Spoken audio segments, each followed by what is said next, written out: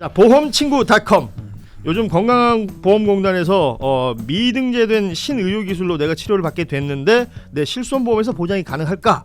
건강검진, 성형, 출산 관련 질환 등 이런 것들이 내 보험에서 가능할까? 보험이 궁금하신 분들이 많으실 겁니다. 그럴 때는 검색창에 보험친구닷컴을 검색하시거나 1844-0585로 전화를 주시면 됩니다. 이미 가입한 보험의 경우 뭐가 문제인지, 또 내가 가입한 보험은 어떤 장단점이 있는지, 보험에 관련된 그 어떤 질문이라도, 그 어떤 상담이라도 무료로 진행이 됩니다. 암보험, 종신보험, 실손보험, 또 화재보험, 배상책임보험, 운전자보험 등 모든 상품이 상담 가능합니다. 검색창에서 보험친구닷컴 혹은 화면에 보이는 QR코드로 접속하실 수도 있고요. 전화 1844-0585 어디든 연락 주시면 보험 관련된 친절한 상담 무료로 받아보실 수 있는 보험친구닷컴이었습니다. 네, 여러분 반갑습니다. 한겨레 데일리 라이브 뉴스 다이브 시작합니다. 어서 오십시오. 고현준입니다. 반갑습니다. 자, 오늘 7월 첫째 날 수요일 함께 해주실 세 분 소개해드립니다. 먼저 김정환 변호사 나오셨습니다. 안녕하세요. 네, 안녕하세요. 네, 그리고 서용주 맥정치사회연구소장 나오셨습니다. 네. 그리고 한겨레 오랜만에 오셨다고 해요. 김수미 평론가 함께합니다. 어서 오십시오. 네, 반갑습니다. 네. 예. 왜 오랜만에 온 거예요? 그거는 알 오랜만에 불렀으니까 오랜만에. 아니 반도체도 사이클 있잖아요. 이 평론도 사이클 있는 것 같아요. 네. 저자들이 그러면 오랜만에 부른 겁니까? 모르겠어요. 이게 또 프랙탈의 법칙이라고 한동안 많이 나오면 또 예. 그만큼 오래 또 여러 방송사들하고 다 그랬던 것 같아요. 네, 평론가들 직업병입니다. 왜 오랜만이에요? 그런데 프랙탈의 법칙이 나올 얘기예요 지금. 자, 오랜만에 보는 우리 김수미 평론가도 함께 하고, 조금 전이죠. 청와대에서 이재명 대통령과 문재인 전 대통령 간의 오찬이 있었습니다. 이 오찬 회동 있기 전부터 지금 민주당 내에 흔히 말하는 이제 당권 경쟁으로 인한 분열, 이런 내용들이 많이 보도가 되고 있어서 여기에 대한 어떤 메시지가 나올까 많은 분들이 관심을 가졌었는데, 일단은 오찬이기 때문에 메뉴에 대한 관심이 많았던 것 같아요. 네. 메뉴판도 공개가 되고, 지금 화합을 상징하는 비빔밥, 그리고 제철 민어탕 등이 올라왔다. 청와대가 설명하기를 통합의 밥상이라고 설명했어요. 민어탕 좋아합니까? 안 먹어본 것 같기도 하고. 제가 오늘 장어탕을 살짝 먹어봤는데, 네, 근데 민어탕은 또 맑은 국물, 그렇죠. 아마 보양식으로 알고 있습니다. 이렇게 썰렁해지지? 물고기 들어가면 다 맛이 비슷하지 않나요? 다를 수도 있죠. 민어탕은 또 나름의 진짜 말씀하신 거죠. 네. 보양탕. 네. 저는 근데 한 가지 이제 비빔밥 이야기가 나오면 항상 이제 화합 이런 얘기가 통합, 나오잖아요. 아니, 통합을 상징하는 비빔밥은 너무 좋은데 통합 이야기를 강조하니까 통합이 안 돼 있고 뭔가 화합이 안 돼 있다는 느낌을 오히려 주니까 역설적으로. 역설적으로 굳이 비빔밥을 그렇게 선택해야 됐을까? 뭔가 갈등이 오히려 더 부각되는 느낌이어가지고 약간 좀 아쉬웠어요. 더 맛있는 게 있는데. 예. 그리고 좀 지금 말씀하신 대로 화합을 상징하는 요리는 여러 가지가 있을 수 있거든요. 만들 수 있죠. 예. 근데 비빔밥은 너무 쉽게 떠올릴 수 있고 너무 쉽게 만들 수 있거든요. 일단 재료가 갖춰진 다음에는. 그래서 자칫하면 좀 성의 없어 보이는. 아까 메뉴 보니까 되게 있어 보이긴 하던데. 예. 아니, 물론 이제 여는 비빔밥보다는 고급지게 그러겠지. 내놓는 것이겠지만 예. 한편으로는 또 다른 오해를 받을 수도 있겠다는 우리 생각도 서영주 소장 들었어요. 어떠세요? 저 메뉴 선택이나 오늘 나온 메시지나. 민어탕은 없어서 못 먹죠. 비싸요. 그래요. 그리고 민어라는 요리를 이 제철에 먹으면 이게 보양이 되는 게 푹 고우면 웬만한 사골보다 더 맛있습니다. 뽀얗게. 민어탕은 정말 없어서 못 먹는 건데 귀한 손님한테 주는 거죠. 그렇습니다. 전직 대통령이 청와대에 오랜만에 오셨고 그런 만큼 음식에 많은 여러 가지 의미와 정성을 담지 않았겠습니까? 근데 사실 통합의 메뉴를 했다는 거 이 자체가 지금 진보 진영 내의 민주당 내의 어떤 혼란을 방증하는 게 아니야. 맞는 것 같아요. 그거는 우리가 눈으로 보면 혼란스럽지 정리 정도는 안 돼 있잖아요. 그렇죠. 그래서 이제 연일 많고. 뉴스에 나오는 것이고. 그래서 저는 사실 오늘 현직 대통령인 이재명 대통령과 전직 대통령 문재인 전 대통령의 만남은 당내 갈등을 봉합하는 차원에서의 만남. 그 의미가 매우 중요하다라는 것이고, 비빔밥, 그 다음에 민어탕은 이제 조금 이제 이 귀한 손님 내주는 거고, 그다음 모듬전. 모듬전이에요. 전도요. 그러니까 이렇게 따로 전 아니고 한꺼번에 모듬전으로 이렇게 해서 내왔는데, 사실 이제 지금 전직 대통령과 현직 대통령의 이 만남 자체의 의미는 이제 그만 싸워라예요.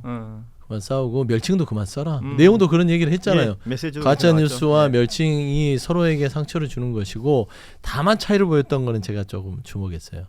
이재명 대통령은 일단은 이 국민통합의 시대적 과제 그리고 지난 역대 민주정부 1기기 3기를 거치면서 이게 통합의 방점을 이어왔고 제가 그걸 하고 있다. 예. 감사하다라는 말로 전체 모두의 대통령을 강조했다면 문재인 전 대통령이 살짝 일단 계단론이었어요.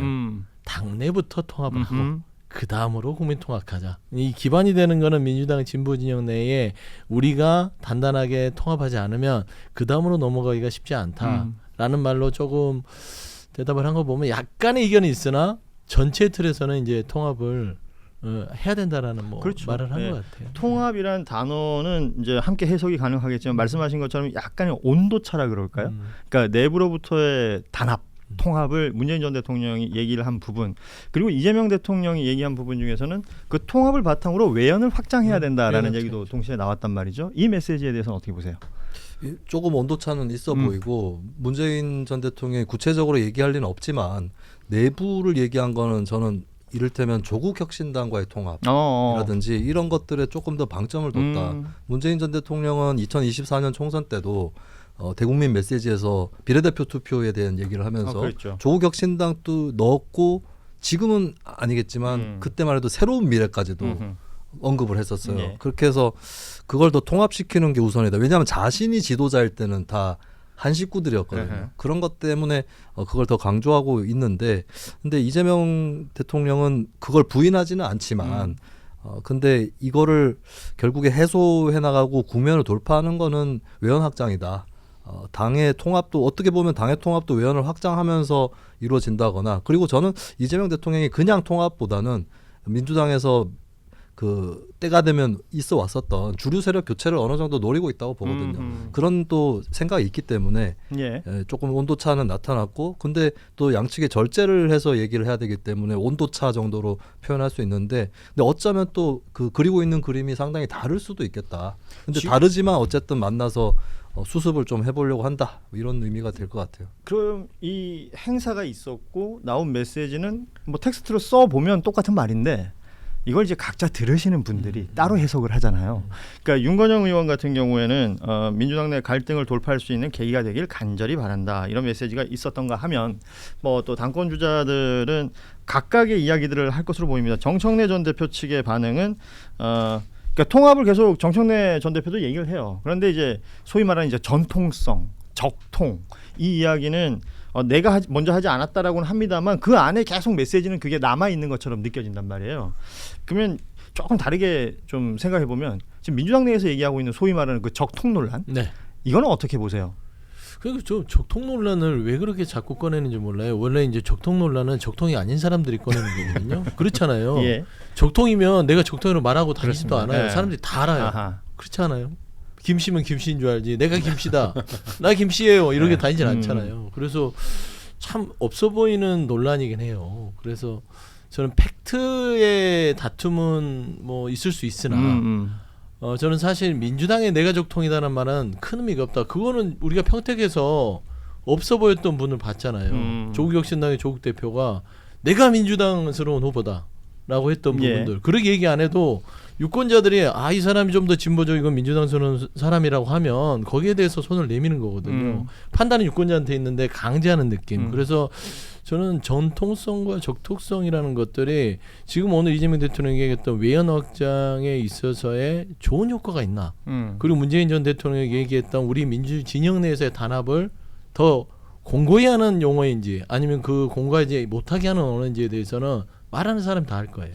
그러니까 나는 이 적통 논란에 대한 실효성을 얘기하고 싶은 거예요. 그러니까 예를 들어서 당권을 다툰다는 분들이 내가 적통이다고 말하면 뭐 지금 룰이 대충 정해졌지 않습니까? 지금 이제 그 당원 투표가 70, 일반 여론조사가 30 이렇게 정해져 있으면 그 표를 주는 사람들한테 그게 어필이 되냐는 거예요, 저는. 저 지금 서영주 소장님의 말씀에 지금 제가 막 설득되고 있거든요. 엄청 솔직히 말해서 저는 왜 그런 당내 갈등이 부각되는지 그 자체에 대해서 좀 불만이 있는 사람이라서요. 아니 같은 아들끼리 내가 아들이다 하고 있는 다 아들 맞는 것 같고 제가 보기에는 예. 저는 사실 뭐 지금 이야기가 나오는 저는 증축 재건축 얘기가 나오길래 찾아봤어요. 이게 왜 이런 얘기가 나오는지.